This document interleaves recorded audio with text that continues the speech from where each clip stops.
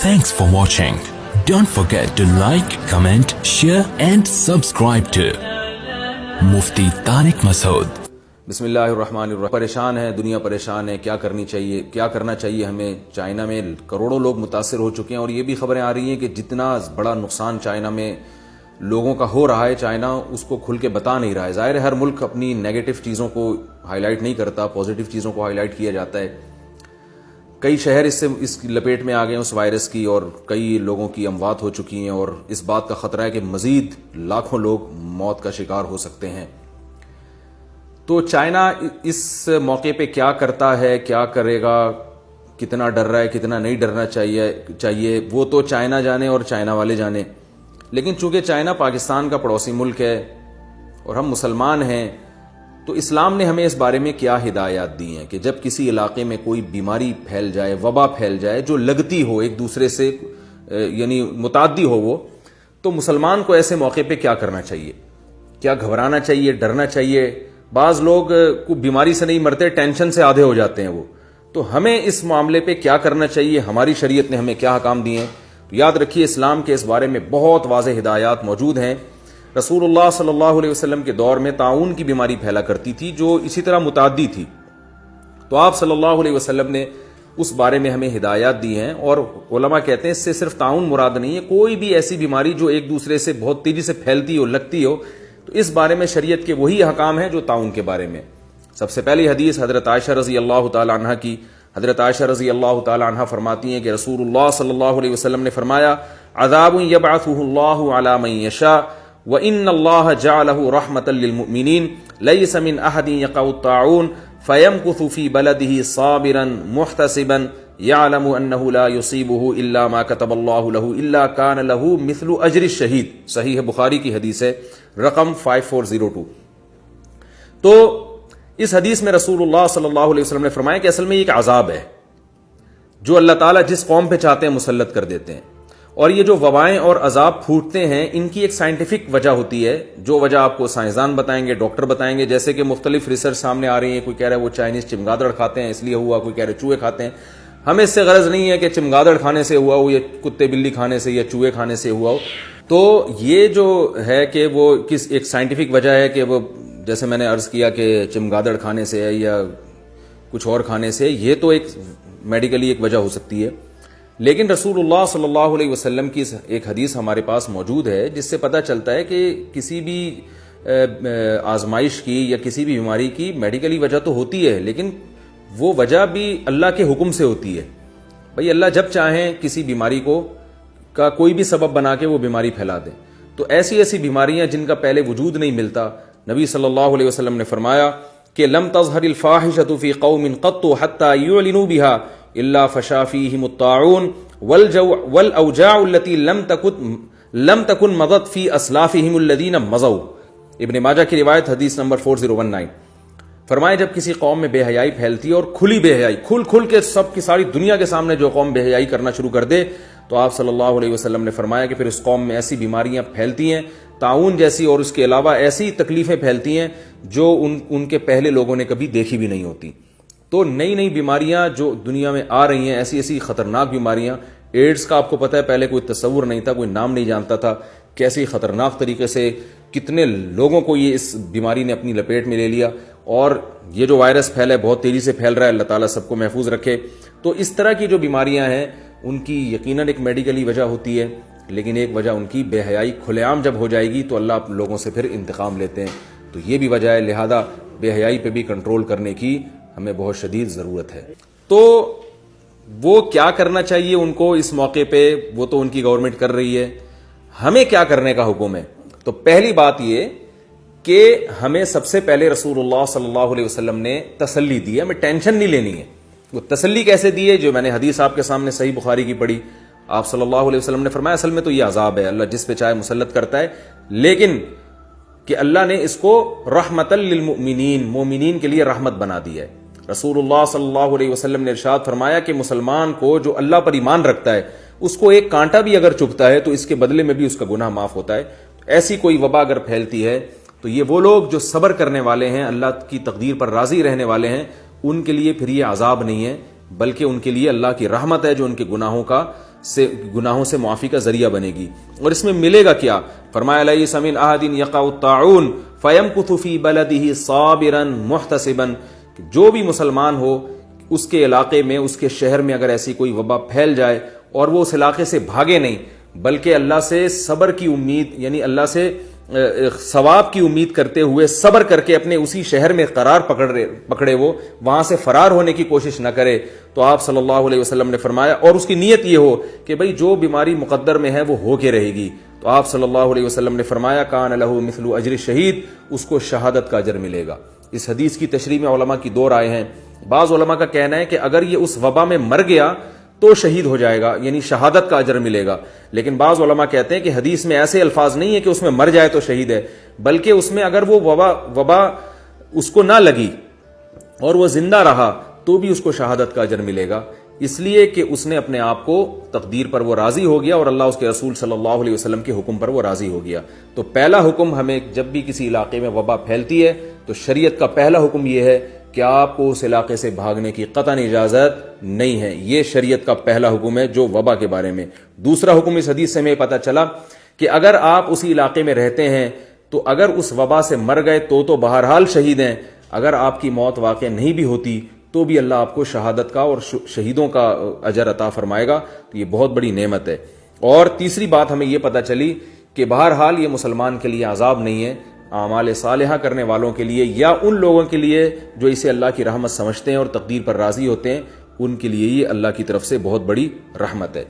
یہ تو ان لوگوں کا حکم حدیث میں بیان ہوا ہے کہ جو اس شہر میں رہتے ہوں جہاں پر بیماری پھیلی، جیسے چائنا کے جن شہروں میں یہ وبا پھیلی ہے وہاں جو مسلمان رہتے ہیں ان کو وہاں سے بھاگنے کی قطعاً اجازت نہیں ہے.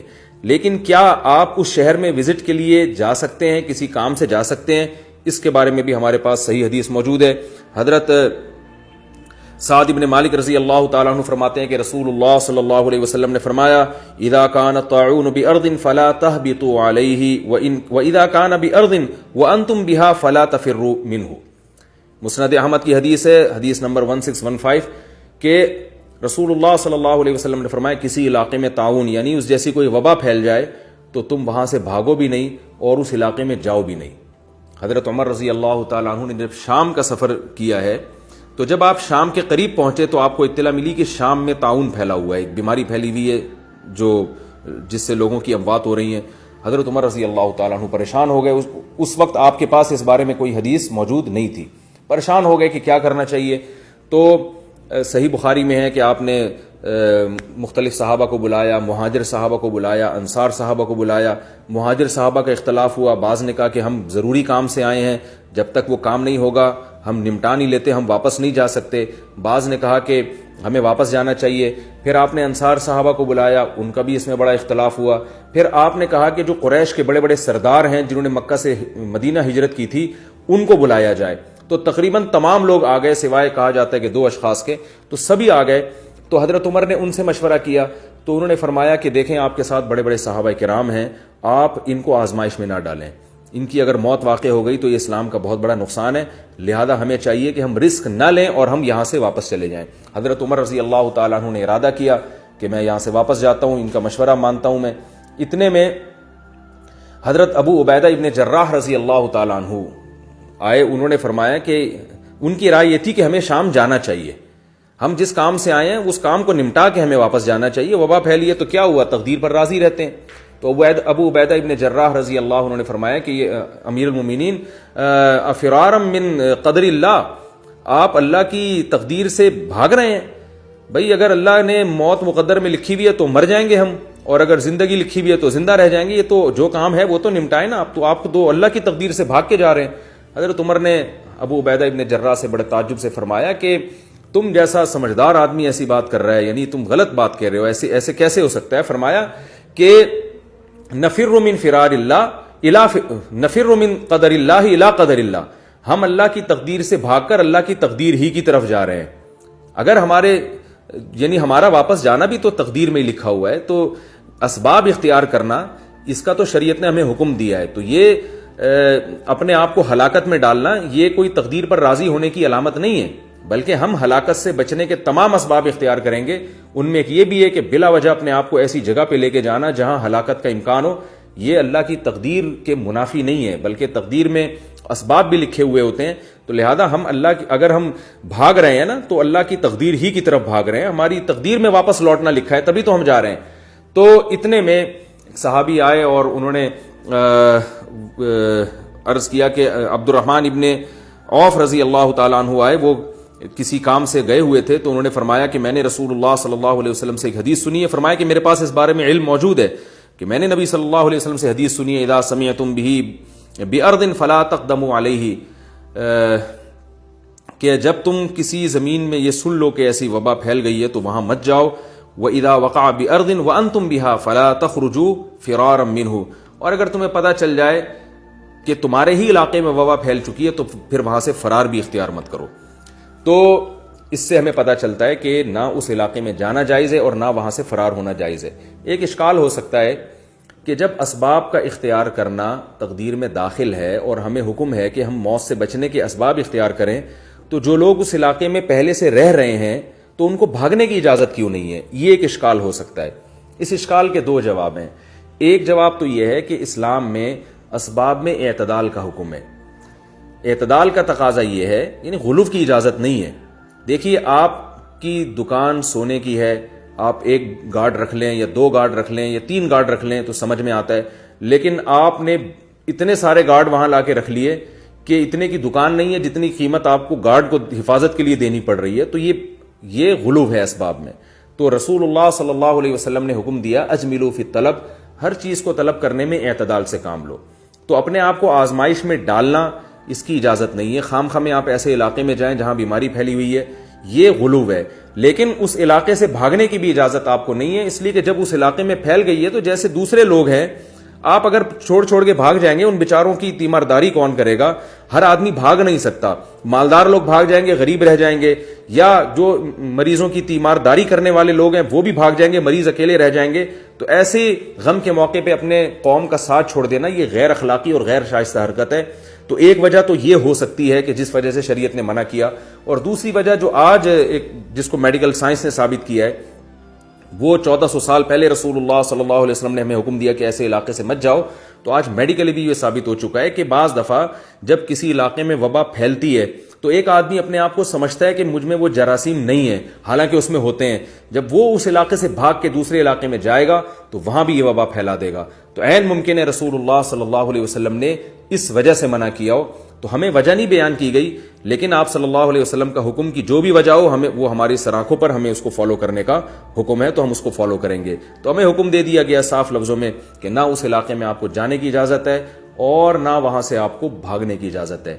تو اسی پر قیاس کر کے یہ بھی کہا جا سکتا ہے کہ جن بچوں کو ایسی بیماریاں پھیلتی ہیں گھروں کے اندر، چکن پاکس ہے، خسرہ نکلا ہوا ہے، تو آپ ان گھروں میں جانے سے احتیاط کریں، اپنے بچوں کو نہ بھیجیں. لیکن جو مالک جو گھر میں رہنے والے لوگ ہیں ان کے لیے بھی مناسب نہیں ہے کہ اپنے بچوں کو خسرہ اور چکن پاکس نکلا ہے تو آپ ان کو اسی حال میں چھوڑ کے گھر سے بھاگ جائیں، یہ بھی ٹھیک نہیں ہے. تو جو وہاں کے رہنے والے ہیں وہ رہتے رہیں، لیکن باہر والے لوگ وہاں جانے سے احتیاط برتیں. اور رسول اللہ صلی اللہ علیہ وسلم نے طاعون کے بارے میں خاص طور پر فرمایا لا تفنی امتی الا بالطعن والطاعون. حضرت عائشہ رضی اللہ تعالیٰ عنہ فرماتی ہیں کہ نبی صلی اللہ علیہ وسلم نے فرمایا میری امت کا بہت بڑا حصہ نیزے سے اور طاعون یعنی اس طرح کی وبا سے ہلاک ہوگا. نیزے کا مطلب تو واضح ہے، یعنی جنگوں میں، جہاد میں امت بہت کثرت سے شہید ہوگی کیونکہ یہ امت قربانیاں بہت دے گی. اور دوسری وجہ آپ نے فرمائی وباؤں سے. تو آپ صلی اللہ علیہ وسلم نے پھر فرمایا کہ المقیمی بہا کالشہید، جب کوئی ایسی وبا پھیل جائے تو اس میں جو اسی علاقے میں قائم رہے گا صبر کر کے اللہ کی تقدیر پر راضی ہو کے، تو وہ شہید کی طرح ہے. والفار منہا کالفار من الزحف، اور جو اس علاقے سے بھاگ جائے گا تو آپ نے فرمایا وہ ایسے ہے جیسے میدان جنگ میں اپنے ساتھیوں کو چھوڑ کر بھاگنے والا. اور آپ کو بتائیں میدان جنگ میں جب لڑائی ہو رہی ہو تو آپ اپنے ساتھیوں کو یار و مددگار چھوڑ کر اگر بھاگ جاتے ہیں تو قرآن نے اس پہ کتنی شدید وعید بیان کی ہے. وَمَن يُوَلِّهِمْ يَوْمَئِذٍ دُبُرَهُ إِلَّا مُتَحَرِّفًا لِقِتَالٍ أَوْ مُتَحَيِّزًا إِلَىٰ فِئَةٍ فَقَدْ بَاءَ بِغَضَبٍ مِّنَ اللَّهِ، کہ جو میدان جنگ میں اپنے ساتھیوں کو چھوڑ کے بھاگ جائے گا اللہ فرماتے وہ اللہ کے غضب کو لے کے لوٹے گا. تو میدان جنگ سے بھاگنا گناہ کبیرہ ہے. آپ صلی اللہ علیہ وسلم نے فرمایا جو کسی ایسے علاقے میں جہاں وبا پھیلی ہو وہاں سے بھاگ جائے گا تو اللہ کے دفتر میں ایسے ہی کاؤنٹ ہوگا جیسے میدان جنگ سے میں اپنے ساتھیوں کو اکیلا چھوڑ کے بھاگ رہا ہے. اور آپ صلی اللہ علیہ وسلم نے فرمایا, جابر بن عبداللہ رضی اللہ عنہ کی حدیث ہے, فرمایا الفار من الطاعون کالفار من الزحف والصابر فیہ کالصابر فی الزحف. مسند احمد کی روایت ہے, نبی نے فرمایا کہ جو تعاون سے میری یعنی حدیث میں جو مراد ہے نا, علماء کا اجماع ہے کہ صرف تعاون نہیں, کوئی بھی ایسی وبا جو وبائی صورت میں کوئی بیماری پھیل جائے, تو آپ نے فرمایا کہ جس علاقے میں تعاون یعنی کوئی وبا پھیل جائے وہاں سے بھاگنے والا ایسے ہے جیسے میدان جنگ سے بھاگنے والا, اور اس میں ٹھہرنے والا ایسے ہے جیسے میدان جنگ میں ٹھہر جانے والا. تو میدان جنگ میں ٹھہرنے والا یا تو شہید بنتا ہے یا غازی بنتا ہے, اور میدان جنگ سے بھاگنے والا اللہ کے غضب کو لے کے لوٹتا ہے. جو مسلمان بھی ان کنٹریز میں رہتے ہیں ان کی ذمہ داری ہے کہ وہ صبر کر کے جس شہر میں وبا پھیلی ہے اس شہر میں نہ تو جائیں, اور اگر پہلے سے اس شہر میں رہتے ہیں تو وہاں سے بھاگے بھی نہیں. اور جو ہمارے پاکستانی مسلمان ہیں جو بڑے پریشان ہیں کہ پتہ نہیں یہ چائنا تو ہمارے پڑوس میں تو یہاں بھی آ جائے گی وبا, تو بھائی آپ ٹینشن نہ لیں. پہلے تو ہماری گورنمنٹ کی ذمہ داری ہے کہ چائنیز کے جو ایئرپورٹ پہ جو کثرت سے آ رہے ہیں ان کا ٹیسٹ کریں, اگر اس میں کسی میں کوئی ایسے جرم ہے تو ان کو واپس کریں, ڈیپورٹ کریں, یا جو بھی کرنا ہے ان کے ساتھ کریں, لیکن ایک نگرانی کے تحت کام ہونا چاہیے. اور ہماری ذمہ داری یہ ہے کہ اللہ نہ کرے اگر یہ بیماری ہمارے شہروں میں پھیل جاتی ہے, اللہ سب کو محفوظ رکھے, تو ہم واویلا نہ کریں اور شور شرابہ نہ کریں, اللہ کی تقدیر پہ راضی رہیں, وہ جو مقدر میں ہے وہ ہو کر رہے گا. تو ایسی صورت میں تو یہ اجر ملے گا. اور اگر آپ نے واویلا کیا, شور شرابہ کیا, ادھر ادھر سے بھاگنے کی کوشش کی, ہائے ہوئے کیا, تو پھر نتیجہ یہ نکلے گا کہ صبر کی اجر سے آپ محروم ہو جائیں گے. اور اگر مقدر میں مرنا ہوا تو مریں گے بھی, وہ تو موت بھی ہوگی, بیماری بھی ہوگی, اور اجر کے بغیر ہوگی. تو جو ہونا ہے وہ تو ہو کے رہے گا, تو کیوں نہ جو بھی ہونا ہے اس کو اپنے حق میں ہم فائدے کی چیز بنا لیں. اللہ تعالی ہم سب کو عمل کی توفیق عطا فرمائے. Thanks for watching. Don't forget to like, comment, share and subscribe to Mufti Tariq Masood Speeches channel.